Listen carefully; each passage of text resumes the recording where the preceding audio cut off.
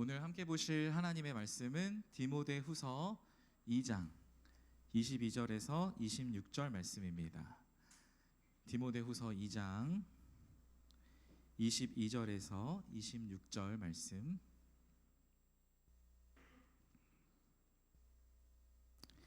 디모데후서 2장 22절에서 26절 말씀을 저와 여러분이 한 절씩 교독하고 마지막 절 같이 읽도록 하겠습니다. 또한 너는 청년의 정욕을 피하고 주를 깨끗한 마음으로 부르는 자들과 함께 의와 믿음과 사랑과 화평을 따르라. 간 변론을 버리라. 이에서 다툼이 나는 줄 알미라. 주의 종은 마땅히 다투지 아니하고 모든 사람에 대하여 온유하며 가르치기를 잘하며 참으며 거역하는 자를 온유함으로 훈계할지니 혹 하나님이 그들에게 회개함을 주사 진리를 알게 하실까 하며. 함께 읽습니다. 그들로 깨어 마귀의 올무에서 벗어나 하나님께 사로잡힌 바 되어 그 뜻을 따르게 하실까 함이라. 아멘. 오늘도 이 예배 자리를 지키시는 우리 귀한 빌더스 지체들 진심으로 환영하고 축복합니다. 우리 좌우 양옆에 이렇게 인사했으면 좋겠어요. 사랑합니다. 인사하겠습니다. 사랑합니다. 네, 환영합니다, 여러분. 두 가지 광고 드리겠습니다. 첫 번째는 오늘 정기총회가 있습니다. 그래서 내년을 좀 준비하는 모든 과정이 좀 하나님께 귀하게 쓰이기를 원하는데, 여러분 집회 후에 여러분의 소중한 한 표를 꼭 행사해 주시길 바랍니다. 그래서 착석하셔서 총회에 참여해 주시고요. 우리 새가족들도 총회에 좀 참관하시기 원하시면 자리가 따로 마련돼 있다고 하거든요. 그래서 엔지니어 앞자리로 착석하셔서 우리 총회에 같이 하실 수 있음을 좀 말씀을 드립니다.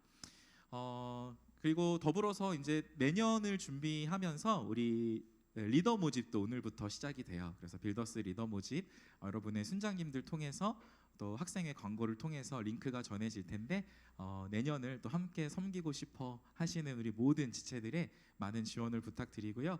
특별히 기존 리더들도 마찬가지고 베이직 훈련 진행하고 계신 우리 모든 지체들 많은 자원하는 심령으로 꼭 지원해 주시면 감사하겠습니다. 두 번째 광고는 우리 빌더스의 주님께서 계속 새가족들을 보내주고 계십니다. 너무 감사한데 지난 여름 이후에 또 새로 오신 우리 지체가 새로운 가족을 데려오시고 하는 이런 하나님 은혜가 역사가 계속 일어나고 있습니다. 그래서 여러분 이따가 정기총회 때 또 보시면 아시겠지만 우리 서기가 보고해준 바에 따르면 또 작년부터 올해까지 많이 우리 빌더스를 찾아주셨더라고요. 그래서 너무 감사하고 우리 교사회 분들을 비롯해서 뭐 코어 학생회 순장 순원들 또 심지어는 새가족들까지 우리 공동체를 위해서 늘 한 마음을 모아주심에 진심으로 감사를 드립니다. 우리 오늘도 뭐 이 자리에 또 어김없이 함께해 준 우리 새가족들을 위해서 마음을 다한 박수를 한번 보내드리도록 하겠습니다. 환영합니다. 사랑합니다. 자, 2주 만에 다시 모였습니다. 지난주에 통합학교가 있었어요. 그래서 그리스도인의 일터에 대해서 우리 권혁근 목사님이 말씀을 전해주셨고요. 차세대위원회 전체가 사실은 요 한 번에 그치지 않고 또 내년부터는 조금 더 긴 시간 또 집중해서 우리의 일터, 우리의 학교, 우리의 삶터에서의 우리의 인생이 어떠해야 하는가 함께 고민하고 말씀으로 배워보고 또 실제로 직군별 모임, 뭐 문화예술, 또 뭐 창업, 또 직장, 뭐 기업 이런 어떤 직군별 모임도 한번 만들어서 우리 선배들과의 만남을 가지면 어떨까 이런 기대도 갖고 있으니까요. 또 내년을 위해서 함께 기도해 주시면 감사하겠습니다. 어쨌든 우리가 크게 보면 복음으로 1년을 이렇게 주제로 달려왔는데 이 복음으로 세상을 어떻게 살아가야 하는가라는 큰 흐름 안에 지금 우리가 있어요. 그래서 오늘은 그리스도인의 관계가 어떠해야 하는가 이 부분에 대해서 함께 나눠보도록 할 것입니다. 관계, 그놈의 관계. 여러분, 관계는 정말 우리 인생에 너무나도 중요하고 우리에게 큰 영향을 주는 것이 아닐 수 없습니다. 여러분, 며칠 전에 이분이 노벨 문학상을 타셨습니다. 물론 뭐 한강 씨죠. 한강 씨의 작품에 대해서 여러 가지 뭐 견해가 있을 수 있어요. 그 작품을 해석하는 여러분의 다른 견해가 있을 수 있습니다만 어쨌든 우리나라의 뭐 문화가 영화와 노래를 넘어서 이제는 이 순수 문학에까지 글로벌하게 영향을 참 끼치고 있다라는 사실이 참 대한민국 사람으로서 감격이 아닐 수 없어요. 제가 한강 씨를 잘 알지는 못하는데 이분의 독특한 별명이 있더라고요. 무슨 별명이냐면 한국의 카프카랍니다. 카프카. 프란츠 카프카라는 사람, 한국의 카프카라는 별명을 가지고서 아마도 이 두 사람의 작품 세계가 조금은 결이 비슷하다라는 측면의 말인 것 같아요. 그래서 뭐 이 카프카라는 사람의 작품은요 굉장히 유명한 작품이 하나 있어요. 혹시 여러분 아세요? 카프카의 두 글자. 우와, 예. 청소년 추천도서로 굉장히 또 많이들 추천이 되는 카프카의, 여러분 발음을 조심해야 되죠? 변신이죠. 예, 변신이라는 작품 우리가 꼭 기억을 했으면 좋겠는데, 근데 내용이 약간, 여러분 읽어 보셨어요? 그래서 변신 내용이 좀 기괴합니다. 예, 주인공이 한 명이 있는데 침대에서 잤어요. 아침에 눈을 떠 보니까 내가 뭐로 변해 있었을까요? 예, 벌레로 변해 있는 거예요, 내가. 그래서 변신이거든요. 그래서 벌레로 변한 주인공이 그 하루하루를 힘겹게 사는데 가족들로부터 배척을 받아요. 그래서 그 벌레가 된 주인공이 결국 죽습니다. 그리고 그 가족들이 이제 안도의 한숨을 내쉬면서 봄볕의 햇살을 즐기면서 소풍을 나가면서 작품이 끝나요. 청소년 추천도서. 기괴하죠. 기괴해요. 아마도 한강이든 뭐 카프카든 이 인간의 내면의 어두운 부분, 그리고 이 사회의 어두운 부분을 좀 이렇게 혼자만 생각하지 않고 사람들에게 좀 꺼내어서 보여주는 그런 작품의 세계였고요. 그래서 이들의 작품이 나름대로 반향이 있었던 것 같습니다. 제가 소설에 대해서 이야기를 꺼낸 이유는요, 오늘의 설교 주제와 굉장히 맞닿아 있기 때문입니다. 한강 씨는 뭐 알려진 바가 많지 않아서 제가 잘 모르지만 프란츠 카프카는 실제로 굉장히 외로운 인생을 살았다고 해요. 체코에서 나고 자랐는데 그 유대인이래요. 근데 아빠는 또 독일계 유대인이야. 그래서 이 타향살이를, 유대인으로서 다른 새로운 환경에서 이 가족들이 막 적응을 하고 애써서 분투하면서 살아가다 보니까 이 카프카의 아버지가 아들을 굉장히 엄격하게 키웠다 그럽니다.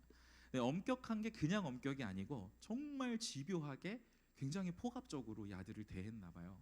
그래서 카프카가 결국은 너무나도 엄격한 아버지 밑에서 두려워하고 위축된 나머지 사랑받지 못하고 억압적인 유년 시절을 보냈어요. 그래서 유일한 돌파구가 뭐였을까요?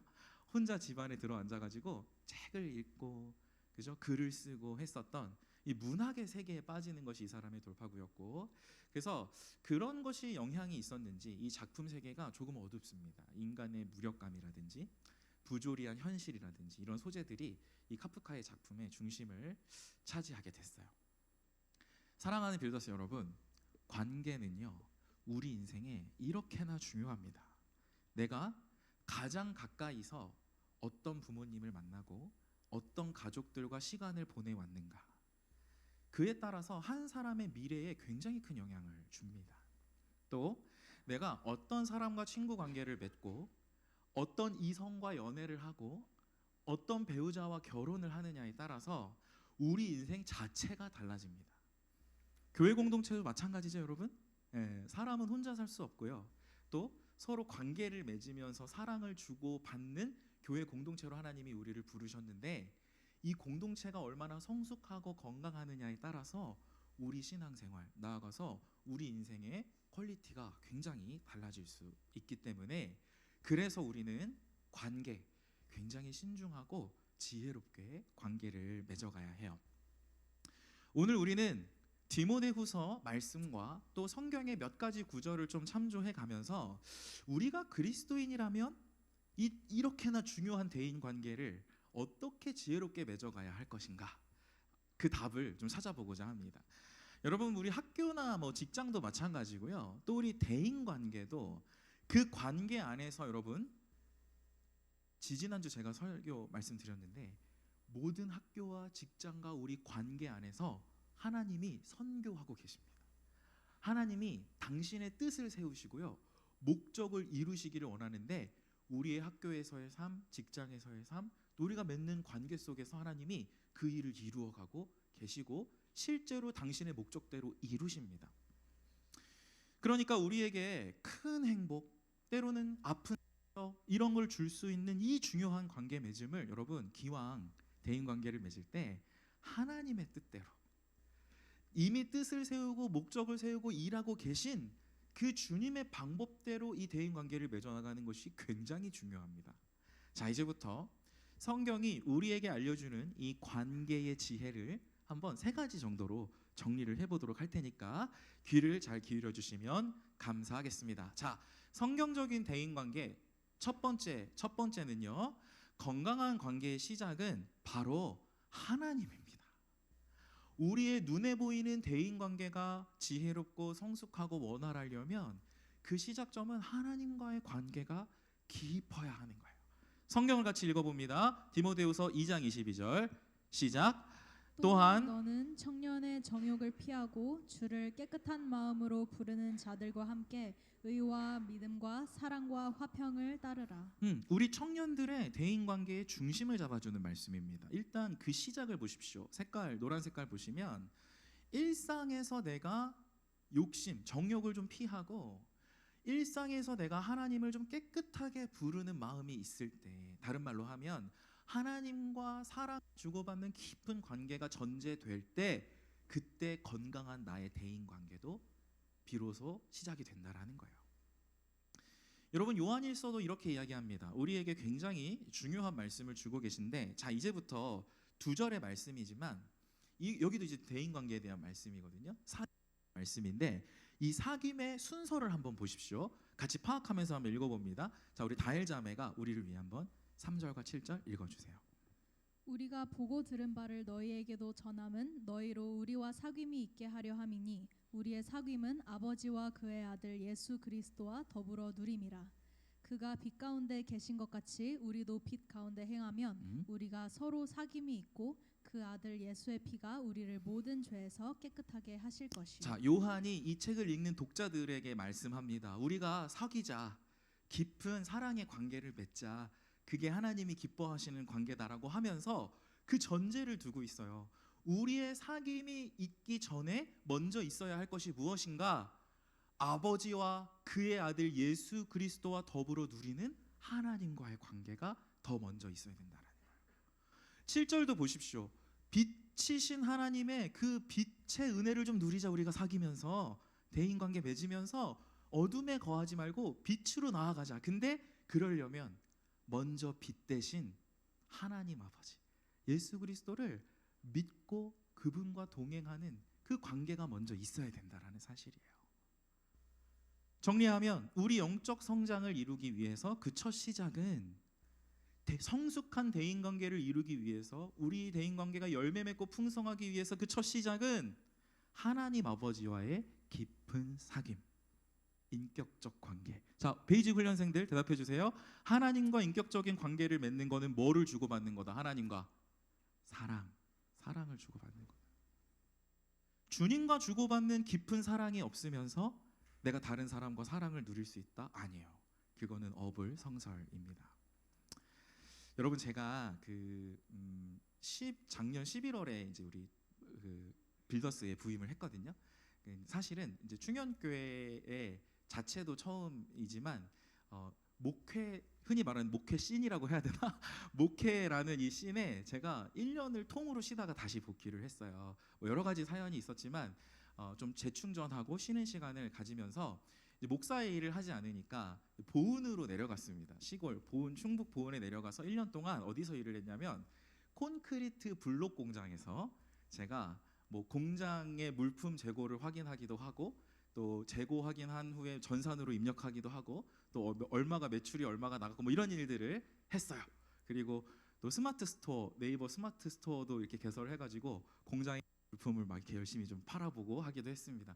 근데 제가 무슨 말씀을 드리고 싶으냐면, 콘크리트 블럭을 이제 하루는 이렇게 열심히 이제 매출을 막 팔고 있는데 사무실로 전화가 오는 거예요. 전화 와서 큰일이 났다고 막 그 건설 현장에서 전화가 온 겁니다. 그래서 무슨 일이냐고 이렇게 물어봤더니 어떤 일이 일어났냐면, 여러분 보세요. 옹벽 블럭이 이렇게 밑에서부터 차근차근 한 단, 두 단, 세 단 쌓아 나가야 되는데 한 4-5단 쌓았는데 틈이 너무 벌어지고 있는 거예요. 아무리 정교하게 쌓으려고 해도 이미 4단, 5단째 가니까 이 너무 벌어져 버린 균열이 수습이 안 되는 상황이 이루어졌던 겁니다. 그래서 이제 그 사장님하고 저하고 이거 어떻게 해야 되냐 막 그래서 원인도 찾고 하다가 원인을 발견한 게 뭐였냐면 너무 신기하더라고요, 여러분. 원인이 뭐냐면 여러분 요 그 건설업계에서 흔히 쓰는 속어인데 나라시라는 속어가 있습니다. 이게 뭐냐면 나라시를 맞춘다 그러면 균형을 이 뭐라 그러죠? 평행을 맞춰야 되는 거예요. 그러니까 맨 처음에 1단을 쌓을 때 정확하게 수평을 나라시를 잘 잡지 않으면은 처음에는 굉장히 미세한 차이였는데 2단, 3단, 4단 올라갈수록 요 블럭들이 차근차근 쌓아갈수록 나중에는 그 틈이 더 많이 벌어지는 거예요. 여러분 우리 인생을 특별히 우리 대인 관계도 우리가 어려서부터 작은 인생의 벽돌들을 하나하나 올려나가는 과정이라고 생각을 한다면 그 첫 단의 균형이 얼마나 중요한 것인가. 그죠? 영적으로 봤을 때도 우리의 대인관계가 정말 진실되고 성숙하고 풍성하려면 그 첫 출발, 하나님과의 관계가 너무나 중요한 것입니다. 여러분 첫 시작이 삐끗하면요 단을 쌓을수록 그 틈이 걷잡을 수가 없이 벌어집니다. 그래서 첫 단이 엉터리인데 우리가 뭐 대학생 되고 또 대학원생 되고 취업 준비하고 직장에 가면서 어떤 대인관계의 스킬을 연습하고 굉장히 고급스러운 매너를 배우고 하지만 물론 중요해요. 중요한데 그것들은 부수적인 것입니다. 본질은 무엇이냐? 하나님과의 깊은 관계, 사랑을 나누는 관계가 굉장한 중요한 본질이라고 할 수 있어요. 그래서 여러분 보십시오. 본질은 복음, 우리와 관계를 맺어 주시겠다고 사랑으로 먼저 다가와 주신 그 예수님의 희생을 믿고 받아들이는 것이고, 그렇게 활짝 열어주신 하나님과의 사랑의 관계를 우리가 누리는 것이, 그것이 일상에서의 지혜롭고 풍성한 대인관계를 누리는 시작이라고 하겠습니다. 그래서 명심합시다. 우리의 대인관계는 오로지 하나님 한 분과의 깊은 관계에서 비로소 시작된다. 자, 두 번째입니다. 성경적인 대인관계의 두 번째 특징은 뭐냐면 신앙의 공감대를 가진 사람들하고 함께 교제해야 돼요. 함께 어울리는 노력이 필요합니다. 자, 똑같은 말씀인데 이번에는 포인트를 뒤에다 줬어요. 앞에는 그 하나님과의 관계를 얘기한 거고 22절의 뒤에는 여러분 제가 어떤 글씨의 색깔을 입혔습니까? 함께 하나님과 깊은 관계를 맺는 노력을 하는 거 중요한데 개인 혼자 하지 않고 그런 사람들과 함께 어울려야 한다라는 말씀이에요. 자, 에베소서 2장 22절 수련회 때 한번 봤던 말씀인데 한 번 더 같이 읽겠습니다. 이 부분은 함께 합독합니다. 너희도 시작. 너희도 성령 안에서 하나님이 거하실 처소가 되기 위하여 그리스도 예수 안에서 함께 지어져 가느니라. 여러분 이건 우연의 일치인데 디모데후서도 2장 22절이고 에베소서도 2장 22절이거든요. 여러분 꼭 기억하세요. 둘둘둘이죠. 둘둘둘. 이따가 굉장히 중요한 둘둘둘이 하나 나오니까 꼭 기억하고 계시고요. 어쨌든 우리 인생은 함께 지어져 가는 거예요. 누구도 인생의 진정한 성숙을 혼자 이루는 사람은 없습니다. 제가 여름 수련회 때 그렇게 둘째 날 힘써서 강조했던 것처럼 근데 강조한 보람이 있었어요. 왜냐하면 많은 여러분들이 저에게 그 날을 이야기해주고 계셔요. 그리고 공동체의 중요성을 다시 한번 생각하게 됐다고 피드백을 주시는데 어쨌든 서로에게 서로가 우리는 너무 필요합니다. 단 한 명도 소중하지 않은 존재가 없어요. 우리가 함께 이기에 성장할 수 있고 영적으로 성숙할 수 있기 때문입니다. 그러니까 믿음의 공동체는 함께여야 해요. 자, 그런데 이제 교회 바깥을 나갔습니다. 자, 이제 주일에 한 번 주일에 예배 드리고 일주일에 6일을 살아가는 나의 일상은 어떨까요? 우리의 삶터, 우리의 일터도 마찬가지예요. 굉장히 중요한 관계가 교회 바깥에서 많이 맺어집니다. 연애, 결혼, 멘토, 또 상담받는 어떤 주치의 선생님과의 만남. 이런 만남들은요, 저는 단언컨대 복음의 공감대가 반드시 있어야 한다고 생각을 합니다. 물론 복음을 믿는 믿음 없이 기독교적인 신앙 없이도 중요한 좋은 말들을 주고받을 수는 있지만 어느 정도. 근데 나에게 정말 중요한 영향을 주는 관계로서 정말 기능하려면 정말 복음을 믿고 신앙 안에서 대화할 수 있는 그런 공감대가 교회뿐만 아니라 우리의 바깥에서의 일상에도 너무너무 필요해요. 며칠 전에 어떤 지체를 만났습니다.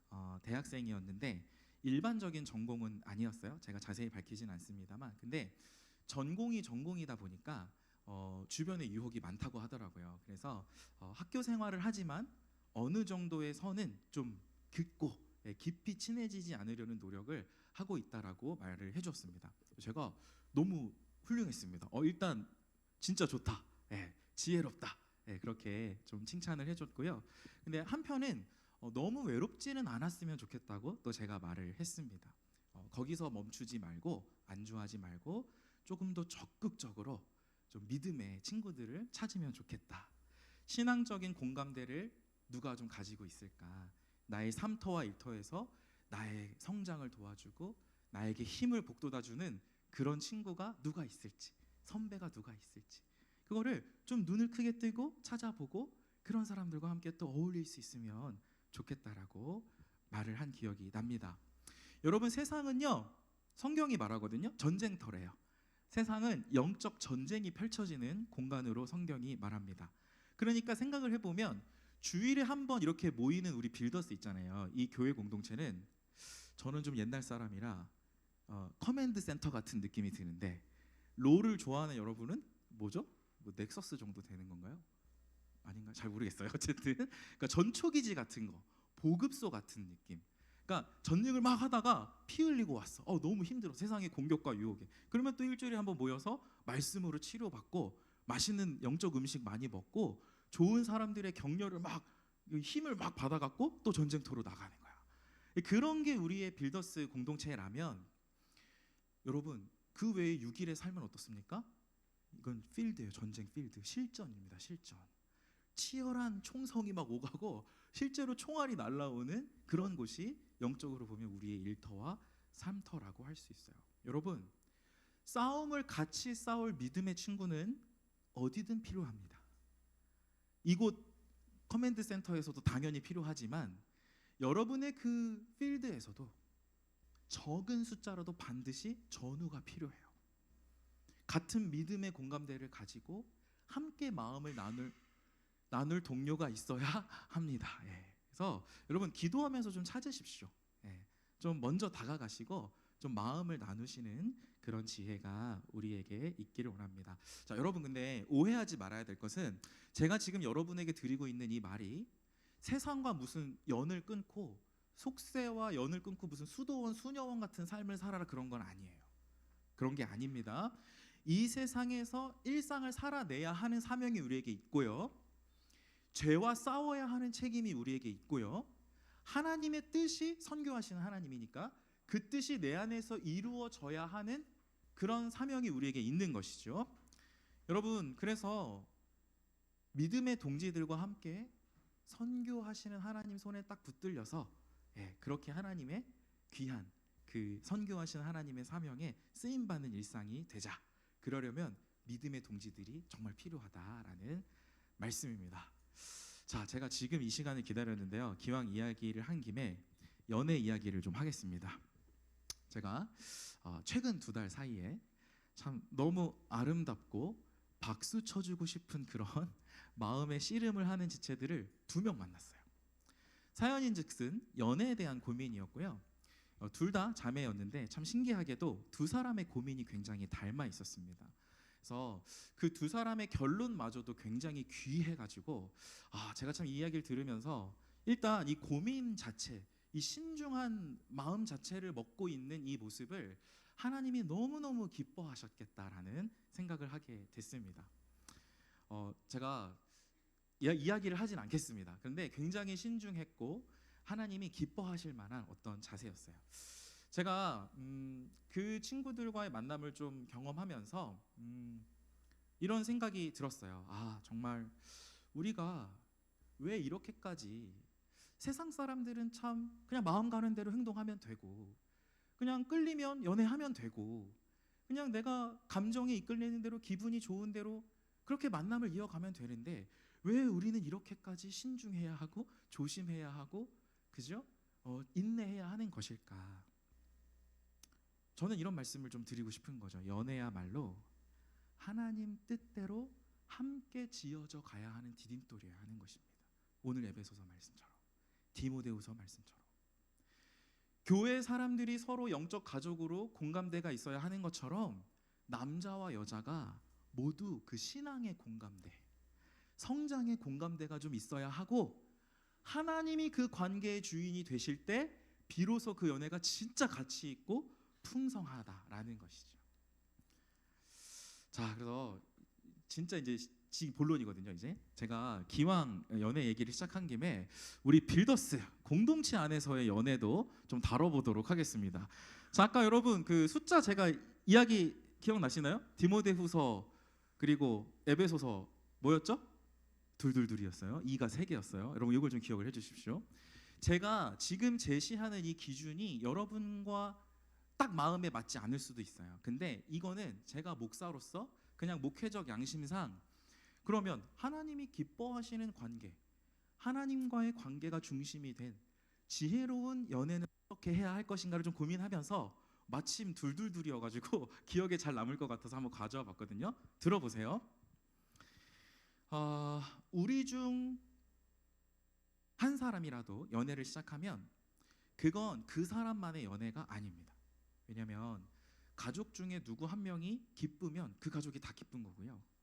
가족 중에 한 명이 아프면 온 가족이 다 걱정이 되는 거예요. 그래서 우리는 성경적으로 봤을 때 교회 공동체고 믿음의 공통분모가 있기 때문에 서로 연결되어 있고 서로가 서로에게 필요한 사람이기 때문에 우리의 연애 또한 혼자만의 연애가 아니라 우리 모두가 관심을 기울이는 연애입니다. 그래서 일단 권면드리기는 우리의 연애 또한 영적 성장의 공감대 안에서 이루어져야 하는 것이고 함께 성장할 수 있도록 덕이 되고 본이 되는 연애여야 해요. 그래서 둘둘둘을 한번 생각해 봤거든요. 자, 첫 번째 둘은 뭐게요? 숫자 2. 첫 번째 숫자 2는 뭘까? 여러분 빌더스는요 20살에서 26 몇 년입니까? 7년의 기간이 있습니다. 그죠? 7년의 기간 동안 제가 선포합니다. 썸, 대시, 연애 포함해서 제 생각에는 맥시멈 2번까지 가능하지 않을까. 진짜요, 목사? 그런 반응인가요? 2번까지는 괜찮습니다. 네, 여러분 2번까지 괜찮다고 저는 생각해요. 그래서 세상 사람들이 이렇게 말하거든. 야, 많이 경험해봐야지. 너 야 아끼다가 똥돼 막 이런 얘기 하잖아. 많이 경험해봐야 돼. 막 이런 식으로. 그래야 나중에 결혼 잘할 수 있어. 여러분 제가 선포합니다. 헛소리예요. 헛소리에 귀 기울이잖아. 우리 인생도 공허해지는 거예요. 제가 사실은 엄격하게 얘기하면 결혼 전까지 2번이다 얘기하려다가 빌더스 안에서는 7년 동안 여러분 2번만 하십시오. 그렇게 일단 말씀을 드리고요. 뭐 나중에 동의가 안 되면 찾아오세요. 찾아오시고 두 번째 숫자 2는 뭐냐면 이겁니다. 썸, 대시, 연애 등등 한 번 있었잖아요. 그리고 혹시 깨졌어, 갈라졌어, 이런 일이 있을 수 있죠. 공동체 얼마든지. 그러면 쿨타임이 있습니다. 쿨타임은 2년이에요. 2년. 그러니까 찾아오시라고요. 마음에 안 들면 찾아오세요. 저랑 대화하시면 돼요. 어쨌든 저는 그렇게 생각합니다. 그러니까 우리의 연애가 함께 성장할 수 있도록 서로 연결돼 있고 배려하고 그런 연애라면 시간이 필요해요. 나뿐 아니라 그 상대방에게도 시간이 필요합니다. 헤어졌어도 변함없이 영적 가족이니까 꽉 채운 2년 정도면 괜찮은 기간 아닐까 한번 생각을 해봅니다. 자, 마지막 2는 뭘까? 요거는 좀 긍정적인 거예요. 자, 그 신입생 05 동기부터 지금 우리 99까지 있잖아요. 마지막 2개 학년 잘 들으십시오. 00과 99. 여러분은 때가 좀 됐다. 여러분은 마지막 2개 학년은 건강하고 축복된 연애를 시도해 봄직하다. 목사님 01은요? 찾아오세요.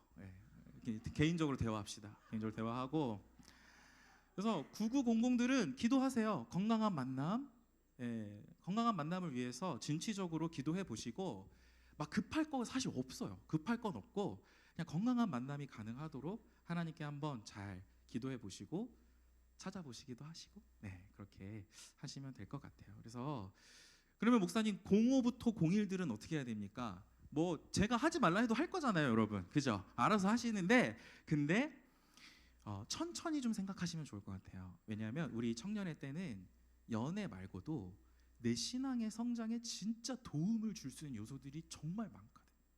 근데 연애는 우리의 시간과 에너지를 정말 많이 가져가요. 근데 소중하고 중요한 거니까 그런 거예요.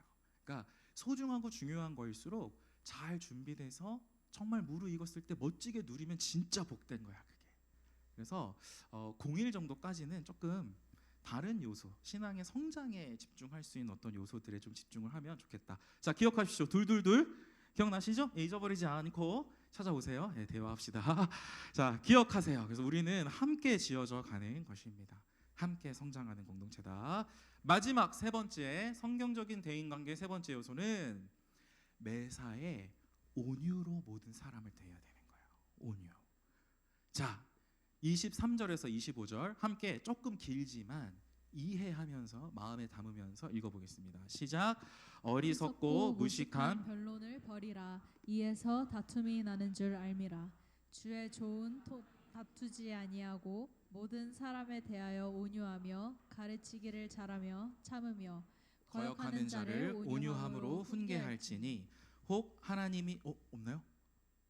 그렇군요. 25절까지 좋습니다. 여러분, 하나님의 뜻이 아닌 대화 있잖아요. 그거를 지금 뭐라고 얘기하냐면 어리석고 무식한 변론이래요. 상대의 인격을 존중하며 서로에게 도움이 될 만한 말을 하는 것은 온유한 말입니다. 그래서 두 번 강조하고 있어요. 나의 기분, 여러분 요즘 책 나왔더라고요. 기분이 뭐가 되지 말자, 태도가 되게 하지 말자는 책. 저는 읽어보진 않았습니다만 제목만 봐도 굉장히 성경적이다 생각을 했어요.